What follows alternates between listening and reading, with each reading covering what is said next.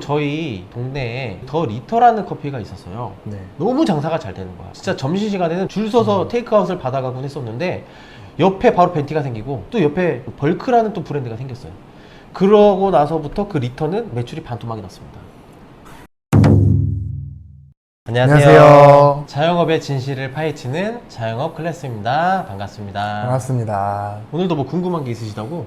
네. 요새 저가 커피가 네. 창업 열풍을 불러일으키고 있잖아요. 맞아요. 그래서 저가 커피 창업 비용에 대해서 궁금해서 나왔어요. 저가커피 창업 비용을 알기 전에 네. 저가커피가 어떤 브랜드들이 있는지 좀 알아볼까요? 네. 근데 사람들이 이 얘기하면 다 꺼버리니까 짧게 빨리 설명드리도록 하겠습니다. 저가커피 중에서 가장 많은 가맹점 수를 보유하고 있는 브랜드가 어떤 브랜드인지 혹시 아세요? 아무래도 백다방이 아닐까. 사람들이 백다방으로 많이 알고 있는데 가장 많은 가맹점을 보유하고 있는 브랜드는 메가커피입니다.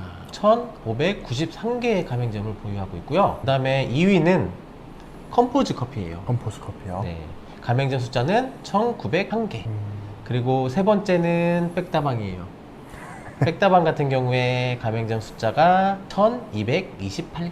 네 번째는 부산대에서 시작된 부산의 브랜드 벤티. 벤티 같은 경우에 가맹점 숫자가 993개고요. 마지막으로 다섯 번째는 리터 커피로 유명한 더 리터. 408개의 가맹점을 보유하고 있습니다. 가장 가맹점 숫자가 많은 메가커피로 창업 비용을 한번 알아볼까요? 네.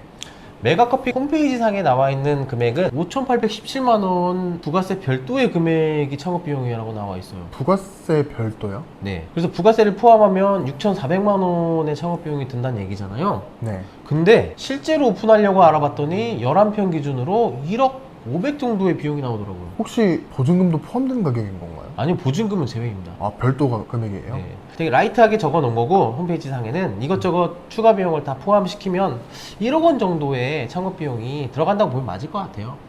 그래서 10평 기준으로 해서 1억 원의 창업 비용을 이제 책정을 했고요. 거기서 보증금이 미포함이었으니까 유동인구가 많은 번화가 상권에 들어가니까 보증금을 5천만 원으로 잡으면 총 창업 비용은 1억 5천만 원이 들겠습니다. 이제 사람들이 줄 서서 테이크아웃을 또 해가잖아요. 네. 배달도 많이 하고 있고. 근데 전체적인 매출은 얼마 정도 나오는지.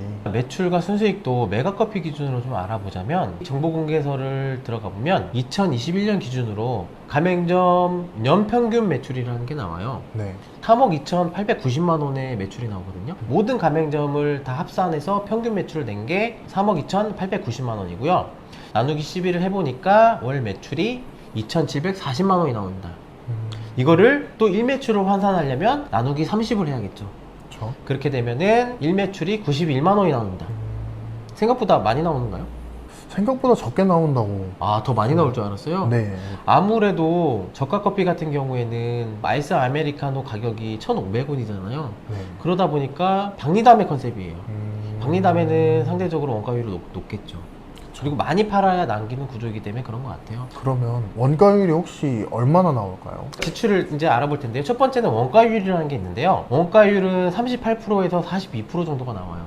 근데 배달을 한다고 가정했을 때 한 42% 정도는 잡아야 돼요. 42%요? 네. 물론 차이는 조금 있어요. 뭐 유제품을 많이 팔거나 하면은 원가율이 올라가고요. 그리고 알바들이 이제 커피를 만들면서 로스가 나면은 또 원가율이 높아지기도 한데요. 평균적으로 배달하는 매장 같은 경우에 42%의 원가율을 잡으면 맞을 것 같아요. 2,740만 원에 42%니까 원가율은 1,150만 원이 되겠죠. 엄청 많이 들어가네요. 네. 그리고 두 번째 지출로는 월세가 있고요. 메가커피 같은 경우에 매출이 월등히 잘 나와요. 다른 저가커피 브랜드에 비해서. 정보공개서 상으로만 보더라도 월 매출이 2,740만 원이 책정됐잖아요. 네. 다른 저가 브랜드 평균 월 매출이 한 2,200 정도가 나오거든요. 거기에 비하면 2,700이라고 했으니까 엄청 높은 월 매출을 내고 있잖아요. 유동인구가 많은 상권에 들어가서 매출이 높지 않을까라는 예상을 하거든요.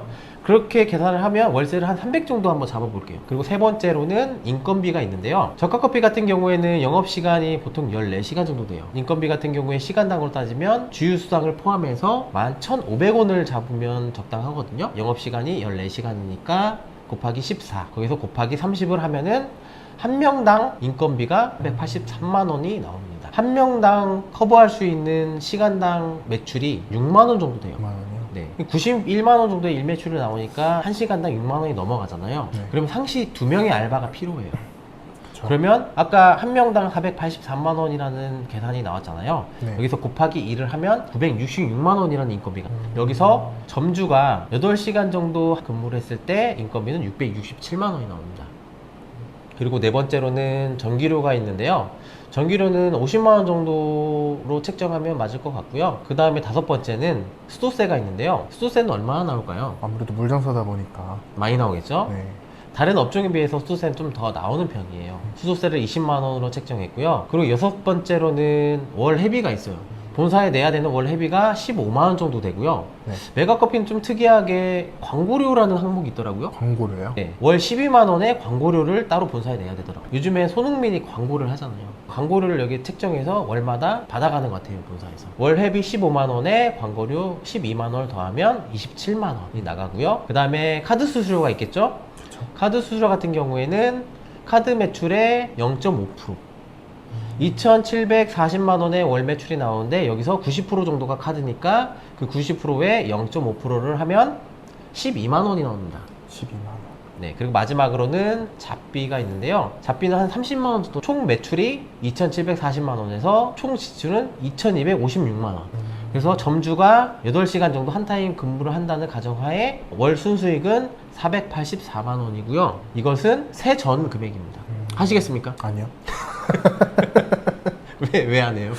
그래도 매출이 어느 정도 나온다고 생각을 했는데 이미 너무 많은 가맹점들이 또 있다 보니까 지금 저가 커피를 창업을 하는 거는 어떻게 생각하시는지 여쭤봐도 될까요? 커피 수요가 많기는 한데 너무 많은 저가 커피들이 오픈을 하다 보니까 서로 막 나눠먹기 시장이 된 건 맞아요. 저가 커피 시장의 전망은 저는 개인적으로는 그렇게 좋게 보진 않습니다. 저라면 사실 안 할 것 같아요. 그렇지만 진짜 난 때려 죽여도 해야겠다라고 생각을 하신다면 그래도 정보공개서상에 가장 매출이 높은 브랜드인 메가커피를 하는 게 그나마 제일 낫지 않나. 근데 기존 자리에는 다 잡았을 거 아니에요. 그쵸. 더 들어갈 데가 없습니다. 그래도 하고 싶다면 하나 방법이 있습니다. 어떤 방법이? 어느 정도 캐파가 있는 신도시에 내가 먼저 선점을 해서 메가커피를 갖고 들어가는 게 그나마 가장 높은 확률이지 않을까 싶어요. 제가 한 예로 저희 동네에 더 리터라는 커피가 있었어요. 네. 너무 장사가 잘 되는 거야. 진짜 점심시간에는 줄 서서 테이크아웃을 받아가곤 했었는데 옆에 바로 벤티가 생기고 또 옆에 벌크라는 또 브랜드가 생겼어요. 그러고 나서부터 그 리터는 매출이 반토막이 났습니다. 이런 위험성에 노출되어 있는 거죠. 네, 아무튼 이렇게 해서 메가커피의 매출과 수익에 대해서 알아봤습니다. 오늘도 시청해주셔서 감사합니다. 감사합니다.